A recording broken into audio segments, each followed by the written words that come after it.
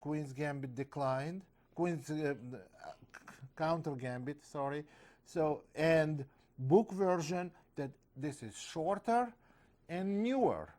So your opponent likely to be less prepared and maybe totally unprepared, and you can learn it faster. So that's our goal. Now, so we covered already Albion counter gambit, bishop f5 opening. And again, in different parts of the world, they call it different name. So you can call, I would call bishop f5 variation. I cannot be wrong by calling it. So bishop f5, so we can play very simple. Play knight c3,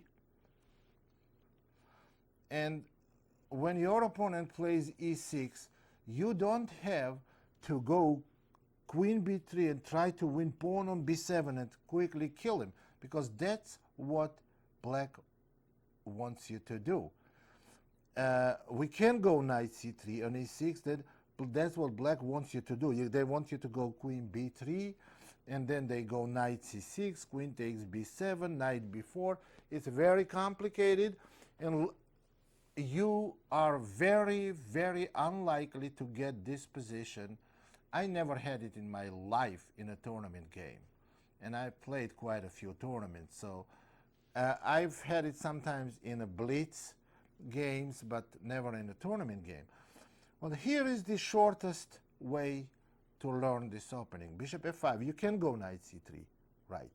But the easiest way to play, either you go knight c3 and learn the theory, or play c takes d. That's the easiest way to play this opening. After cd, you have clear advantage, small size, and very easy to learn. Learn it in 5 minutes. The best move for black is bishop takes b1. And it's the only move, because black doesn't want to take on d5, give you another tempo for developing knight with the tempo, and then go e4 with the tempo. So what they want to do is they want to simply take this knight. And now if rook takes b1, then after queen takes d5, black is okay. But we don't do that. What we play here is queen a4 check. And the best move is c6. Now we play pawn takes c6. There are no sub-variations. It's a very simple, one clear line. D takes c6. Black must, absolutely must play knight takes c6. Now we play simply rook takes b1. And black has two continuations. It's very easy to cover both of them real quick. One of them is queen takes d4, and the other one is e5. After e5, we cannot take on d takes c, because after bishop b4 we'll lose. But let's cover quickly both of them. After e5, what we do, we may go a3, or simply we go knight f3. This is easy continuation. And if your opponent takes, then you can go g3, knight f6, bishop g2. Black can give check if they want to. Bishop d2, take. White has an advantage. Clear, simple, and without any sub-variations. This is one move. That's what you do if black goes e5 in that position. And second move black has in this position is simply queen takes d4. And after queen takes d4, you also have an advantage. You simply play queen takes d4, knight takes d4, and e3. Now, why is this an advantage? Knight is hanging. Knight c2 check is a bad move because of king d1, and knight has to go to b4 and eventually come back to c6 anyway. So probably the most reasonable move is knight c6, and then you go bishop d2. Just continue development. You have two bishops in a very almost symmetrical positions. You have some advantage. Or you can even go bishop b5, knight f3, and white is clearly better. Again, small advantage, but quickly to learn, and extremely low probability for you getting it in a tournament game. And quickly to go on, so this would cover in all entirety, so this bishop f5 variation on second move, and one that will have left is knight c6.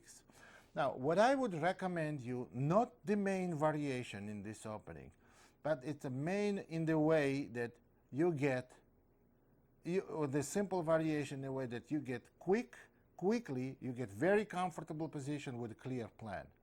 And again, it's very low probability for you getting it. Knight f3, bishop g4, and simply pawn takes d5. This is the latest theory for black. Bishop takes f3, and now the main continuation is g takes f and queen takes d5, and the other continuation is d takes c, bishop takes c6. We don't want to play this. The simple way I would recommend you to play here for white is take the bishop with an e pawn, queen takes d5. Now to go bishop e3. You're protecting the d pawn, and you're intending to play knight c3 next move. e5, knight c3, bishop b4. I've had it again. I did not have it in the tournament game, but I had it in some semi-blitz and blitz games. And after bishop takes bishop b4, simply d takes e. This is I assess this position as clear advantage for white. Now they can play queen takes e5, then you play queen b3. This is very good position for you. Or you can even play queen c1. On queen b3, I wonder if black can play knight d4. You can also play simply queen c1. This is also easy, clear advantage for white. Then you play bishop e2 and castle short. White has good position. Or black may play queen takes d1, rook takes d1, knight takes e5. Again, you play bishop e2. You have two bishops, active position, some advantage. That's the end of learning of this variation. You can concentrate on different aspects of the game. So that will, in all entirety, cover d4, d5 opening. d4, d5. So we covered Queen's Gambit, accepted, declined, Slav defense, counter gambit, and a couple of small, very unpopular openings. So on d4, now let's look at several other openings that are maybe some of the major openings in the chess theory.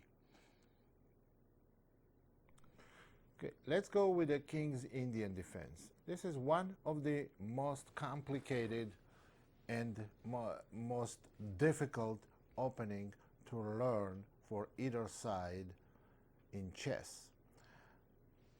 But we are white, and we have to find some shortcut to learning this opening. How to play King's Indian the easy way. Now, I've played with King's Indian for white thousands of games, and so is for black. The King's Indian was one of my main weapons for white, for black, and I played d4 and always did, and so I had a lot of King's Indian on my own on the other side.